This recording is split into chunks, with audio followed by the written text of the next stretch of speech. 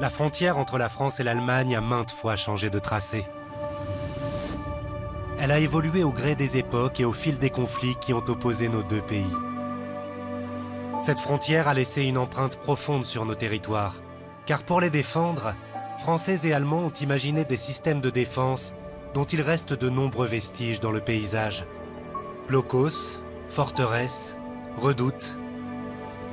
Autant de traces du passé qui racontent également une histoire commune à nos deux pays.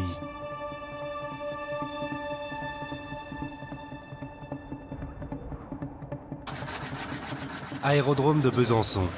Nous partons pour un survol de la frontière franco-allemande. La frontière actuelle entre la France et l'Allemagne est le fruit d'une série de guerres menées par Louis XIV. À la fin du XVIIe siècle, le souverain français est menacé par ses rivaux européens. Il mène alors plusieurs batailles dans le but de sécuriser les frontières du royaume, notamment le long du Rhin, et d'affaiblir ses adversaires. En quelques années, il ravage avec son armée le Palatinat du Rhin, rattaché au Saint-Empire romain germanique. Il rase des villages, incendie les cathédrales et brûle un de ses symboles, le château de Heidelberg en Allemagne. Louis XIV estime alors que cela pourra protéger la France des incursions en Alsace et en Lorraine. Ces ravages marquent le point de départ d'une période de l'histoire franco-allemande qui se terminera avec la Seconde Guerre mondiale. Lothar Schilling est historien, spécialiste de l'histoire franco-allemande. En France, on a cette idée de l'hexagone, un peu comme si cette forme géométrique avait toujours existé. Mais historiquement, cela n'a pas de sens. Au temps des Romains, le système de fortification, le Lim, avait été positionné plutôt à l'est d'ici, tout du moins à l'apogée de l'Empire romain. Pendant le Moyen Âge, lors des partages au IXe siècle, la frontière a été tracée plutôt vers la Meuse. Plus tard est apparue la question de l'appartenance de l'Alsace et de la Lorraine, laquelle a provoqué, comme nous le savons, des conflits très longs et très sanglants. Le tracé des frontières épouse bien souvent les limites et les reliefs naturels d'un territoire. C'est le cas du Rhin, qui dans l'histoire a incarné les divisions fratricides entre la France et l'Allemagne. On pense évidemment à un fleuve, à un grand fleuve comme le Rhin. Néanmoins, cette vision peut être contrecarrée si l'on repense aux expériences historiques. Les Romains franchissaient déjà le Rhin sans réelle difficulté. Il n'est donc pas infranchissable. Mais ce qui est intéressant concernant ce fleuve, c'est que, culturellement parlant, il a commencé à être perçu comme étant le fleuve frontière à une époque bien précise. En fait, il y a deux motivations qui expliquent cela. Et la première, c'est celle des stratèges militaires, de Vauban et d'autres, qui ont réfléchi à comment sécuriser facilement les frontières. Dans l'histoire des fortifications des frontières en France, un homme a eu une place essentielle. Sébastien le Prestre, marquis de Vauban. Nommé maréchal de France par Louis XIV, il a pour ambition de faire de son pays un pré-carré protégé par des citadelles.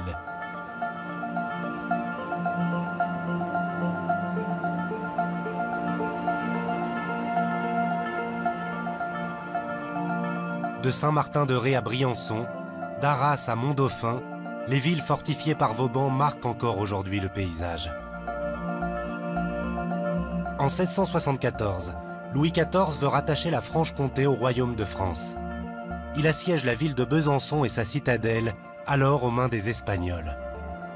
Vauban exploite les faiblesses de l'édifice et conseille le roi de France, qui après un mois de rude bataille, fera plier l'ennemi. Louis XIV dirige lui-même le siège de Besançon, à la tête d'une armée imposante. Jean Mouly est professeur à l'école spéciale d'architecture de Paris, spécialiste de Vauban. Il faut imaginer les 25 000 hommes avec l'état-major de, si j'ose dire, de Louis XIV, avec la reine, avec la Montespan, la favorite, avec les violons et les hautbois du roi, et j'allais dire le côté versaillais. Mais Louis XIV avait tenu à prendre la direction des opérations. Il a failli être tué. Il y a un boulet qui est passé très près, qui a failli tuer Louis XIV. Louis XIV confie à Vauban la charge d'améliorer la fortification de la ville et la citadelle. Elle devient un maillon essentiel de la défense du royaume de France sur le front de l'Est. On voit les fameuses murailles qu'avait élevées Vauban pour se protéger des vues des deux collines. Vauban a fait sur le grand axe une caserne qui joue le rôle de traverse, là aussi, qui peut protéger des obus qui viennent d'un côté ou de l'autre. Et vous voyez toujours ces grandes murailles qui se développent tout le long et qui sont des sortes de boucliers aux obus, mais surtout au vu de l'ennemi qui aurait pris les deux hauteurs. Vauban lui-même le disait, ça sera la plus belle citadelle d'Europe. Et je crois qu'effectivement, c'est la plus belle parce que c'est le site, une fois de plus, et la géographie commande à l'histoire. Et là, il y a une sorte d'économie des forces et en même temps, une sorte de travail sur le scénario de ce que pourrait faire l'ennemi. Et je crois que là, en plus, on a la vision de ce que Vauban sait faire dans la profondeur. C'est-à-dire au lieu de rester sur l'ancien oppidum, au lieu de rester sur la citadelle espagnole, il pousse largement vers la ville pour que l'ennemi ait un certain nombre d'obstacles à franchir avant même d'arriver à la citadelle. La stratégie de Vauban est de tirer profit de la position géographique d'un lieu pour en renforcer la protection. Il va décliner cette idée, le front bastionné sur tout le territoire. Là, on voit bien la traverse, vous voyez, le grand bâtiment très clair ici. Derrière la traverse, on voit la chapelle. Et le petit bâtiment carré où on devine 4 portes en courbe, c'est le grand puits, 130 mètres de profondeur, et qui permettait d'alimenter la citadelle. Il faut se souvenir, Richelieu disant j'ai perdu plus d'hommes par manque de nourriture et par manque d'eau que par le fait de l'artillerie ou des mousquets. Là, on a une vision absolument parfaite de la citadelle. Regardez comme le rocher et la maçonnerie se continuent. C'est en même temps une sorte de beauté de toutes ces formes géométriques qui copient complètement la nature.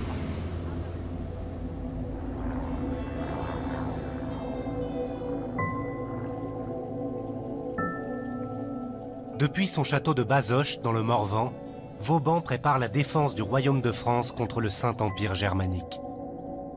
Il travaillera ici pour mettre au point la fortification des frontières du royaume.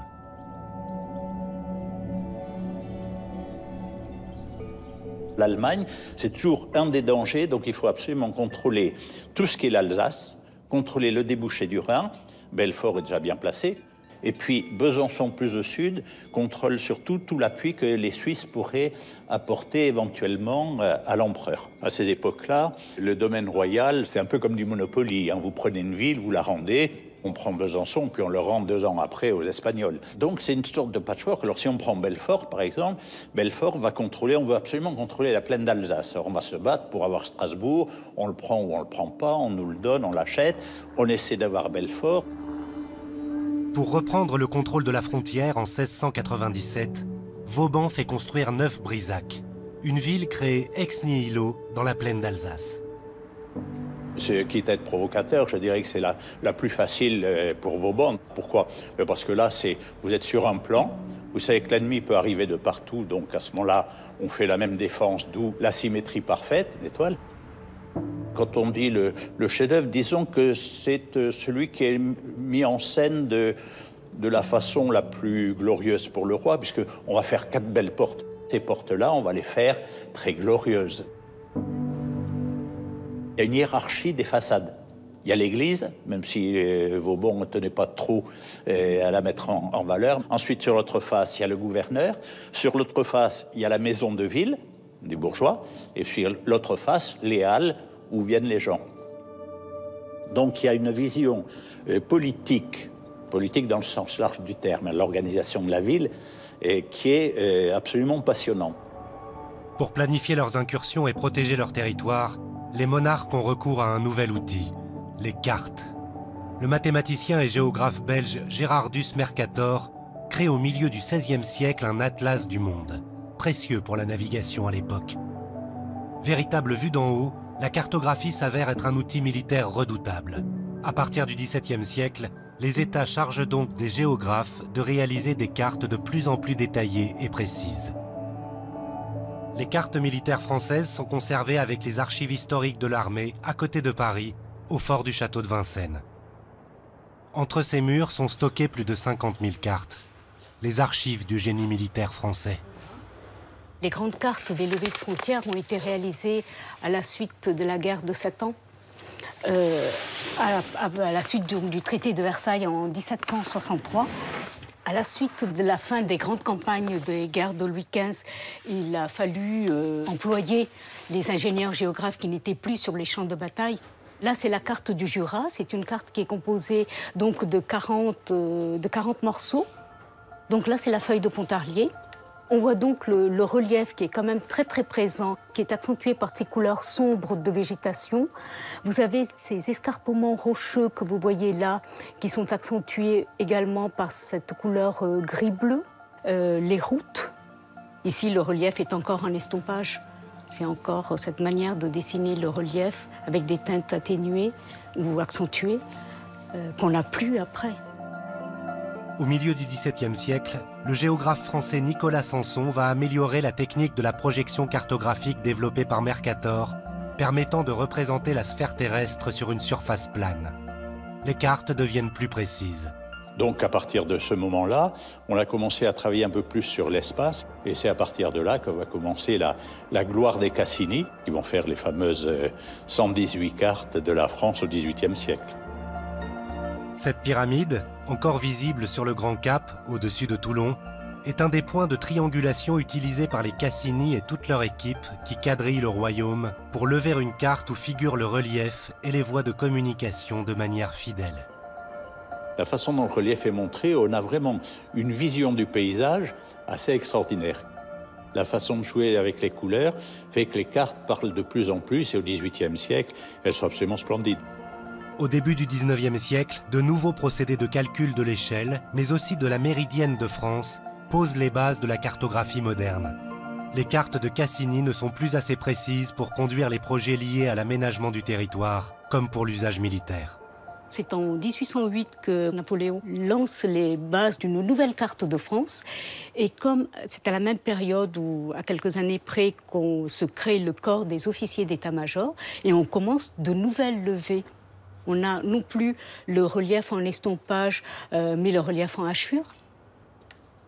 Dans les années 1816, les levées vont se poursuivre jusqu'en 1822. Et voilà, la machine est lancée pour avoir donc la fameuse carte dite d'état-major, qui est une grande carte topographique de la France.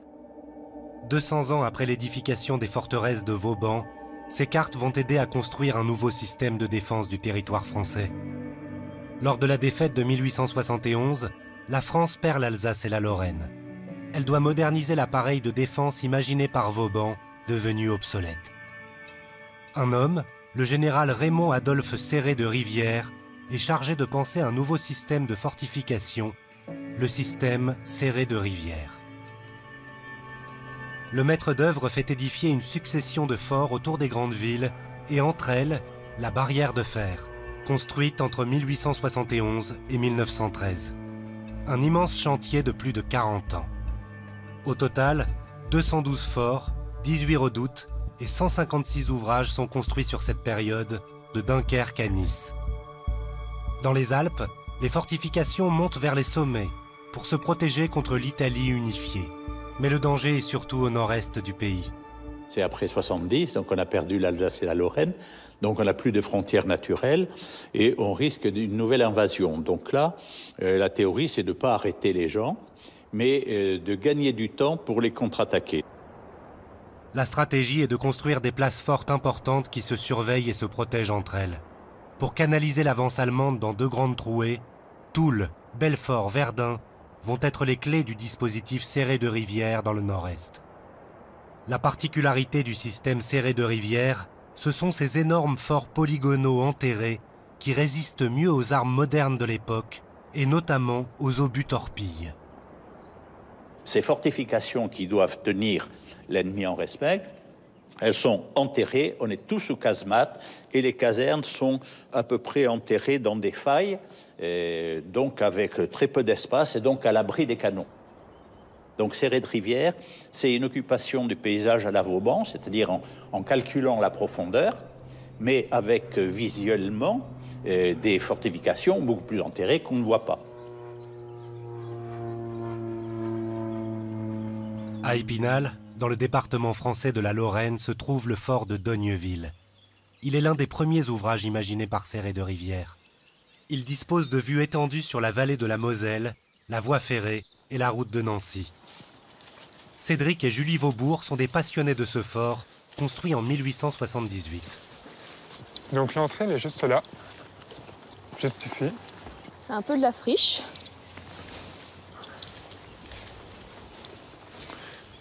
le fort de Dogneuville ne cesse d'être renforcé et modernisé jusqu'en 1914.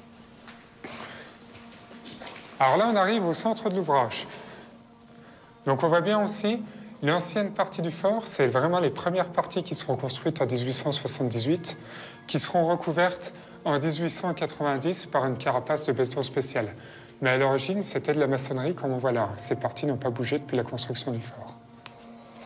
Juste derrière, on peut voir une chambrée pour les hommes de troupe. Donc c'était en général des chambrées pour 50 hommes. Donc là, on voit les structures de béton armé. Et ce qui est intéressant de voir, c'est qu'à l'époque, on faisait du béton armé qui était trop ferraillé. Donc le béton armé sera surtout utilisé à partir de 1897. Et au-dessus de notre tête, on a 1,60 m de béton armé. Avec les 1,60 m, théoriquement, on est à l'abri des obus de 270. Donc 27 cm de diamètre. 300 kg. Donc là, on va se diriger vers le magasin en poudre. Donc c'est là qu'étaient placées les munitions de l'ouvrage. Voilà, c'est le cœur de l'ouvrage, en fait, au final, et qui est très sensible parce que toute la poudre était stockée justement à cet endroit. Donc, cette petite galerie qu'on voit juste à cet endroit, c'est la galerie enveloppe. En fait, ça permet une aération complète de l'ouvrage pour éviter justement toute humidité. On peut voir toujours ce système de double cloison où, justement, il y a des petites aérations qui permettent justement d'aérer toute la pièce. Et on voit bien que plus de 120 ans après la construction de l'ouvrage, cette pièce est toujours saine. Au fort de Dogneuville, près de 400 soldats défendent la position. Juste là, on a l'armement principal du fort.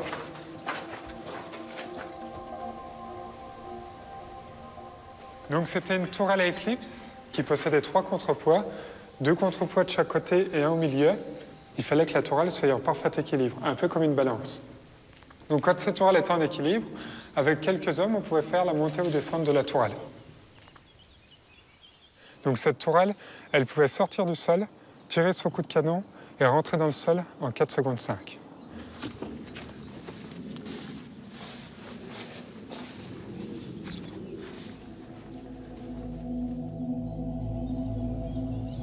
Pendant la Première Guerre mondiale, le fort de Dogneuville, ainsi que les autres fortifications du système serré de rivières, sont considérés comme des ouvrages modernes de premier plan.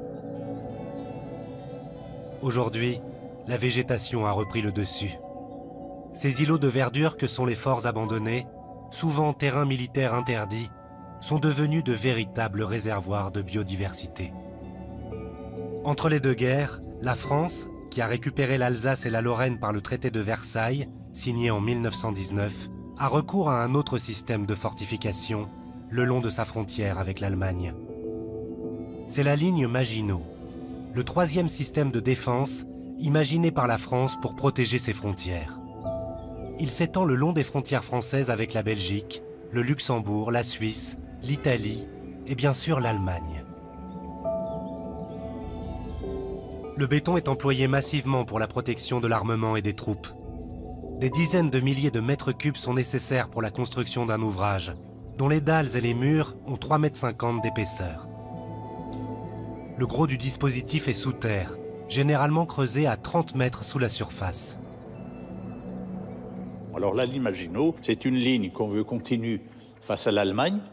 C'est ensuite une organisation avec la nouvelle artillerie, c'est-à-dire qu'on bat le paysage avec des blocs de canons de 105 ou de 75 qui sont enterrés sous des coupoles avec des tourelles émergentes qu'on peut monter avec d'énormes contrepoids juste au moment du tir et qu'on rabaisse après.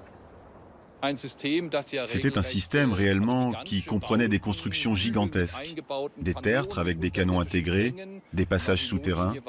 La ligne Maginot était en soi une formidable digue, mais elle reposait sur une vision n'incluant pas les chars et les avions comme éléments décisifs dans la manière de faire la guerre. De l'autre côté de la frontière, l'Allemagne aligne également son système de défense, la ligne Siegfried. Cette ligne de défense reprend un tracé mis en place pendant la Première Guerre mondiale qu'Adolf Hitler décide de renforcer en 1936. À Pannescheid, au nord d'Aix-la-Chapelle, on peut encore voir ces rangées de plots en béton qui constituaient le système de défense anti-char du Troisième Reich.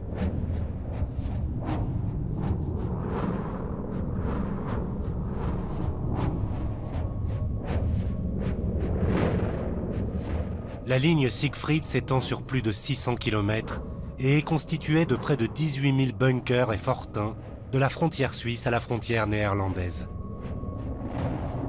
De chaque côté du Rhin, les armées se font face. Et le problème de la ligne Maginot, c'est-à-dire c'est une magnifique voiture de course, mais qui resterait sur son parking. C'est-à-dire qu'on a fait ce qu'il y avait de plus beau en technique de béton, en technique de l'acier, qu'on a fait des fortifications extraordinaires, avec un plan de feu absolument splendide, mais qui était face à une solution allemande que les Allemands n'ont pas jouée. Ils ont contourné. Vauban, à mon avis, n'aurait pas aimé parce que si c'était parfait sur le plan technique, c'était mauvais sur le plan stratégique. De l'autre côté, s'il fallait se consoler, les Allemands avaient aussi essayé de construire leur digue pour ce grand empire qu'ils tentaient d'installer en Europe continentale, la ligne Siegfried. Et puis le mur de l'Atlantique, avec ses bunkers de béton tout au long de la côte, par lesquels on a tenté d'empêcher ce que l'on sentait arriver, c'est-à-dire le jour J, le D-Day, le débarquement des forces alliées. Avec l'entrée en guerre des États-Unis en 1941, l'Allemagne redoute un débarquement par l'Ouest. Hitler décide alors la création du mur de l'Atlantique pour protéger les côtes françaises depuis la mer du Nord jusqu'à l'Atlantique. L'Allemagne veut contrôler tout ce qui pourrait être des débarquements. Ils n'ont plus à s'inquiéter sur l'intérieur des terres, ce qui fait que la ligne Siegfried, qui avec ses 630 km à l'intérieur des terres, n'a plus de sens. Maintenant, c'est l'Atlantique qui est véritablement la frontière.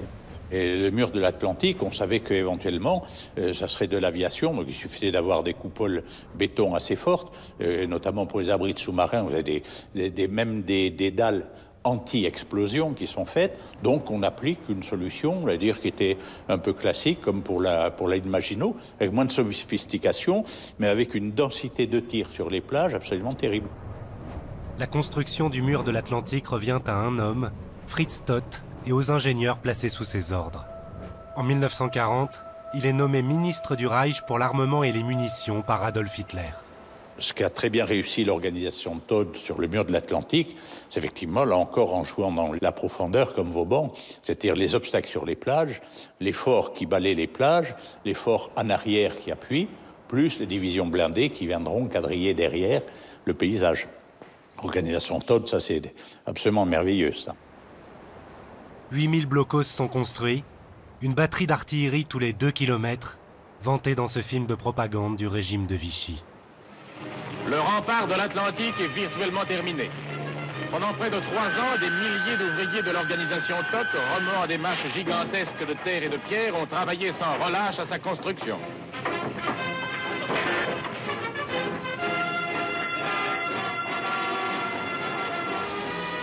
Dans cette casemate d'artillerie à longue portée, pendant que s'élèvent les murs de béton, la tourelle du canon est montée.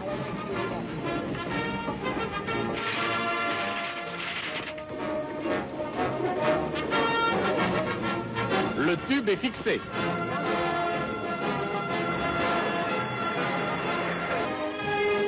Nettoyage du tube.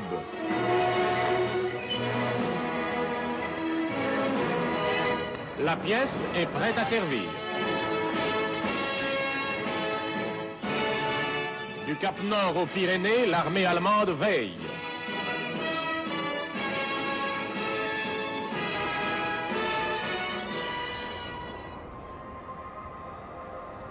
Finalement, les Alliés attaquent le mur de l'Atlantique par 5 plages différentes. En face d'Arromanches-les-Bains, les restes du port artificiel, installé en juin 1944. Le bilan humain du débarquement, 140 000 morts, alliés, allemands ou civils. Environ 10 000 soldats américains sont enterrés en Normandie, à Colville-sur-Mer, laissant à jamais leur empreinte dans le paysage. Si vis pacem parabellum, si tu veux la paix, prépare la guerre. Vauban avait des mots terribles sur la guerre, quand c'est la guerre, pour la gloire des grands chefs, en disant la guerre c'est une horreur. Mais à des moments, faut-il la faire? La question, Dieu sait si elle est actuelle. Hein.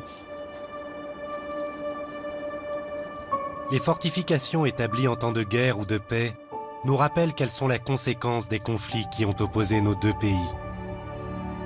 Autrefois affaire de militaires, la frontière entre la France et l'Allemagne s'est aujourd'hui fondue dans le paysage.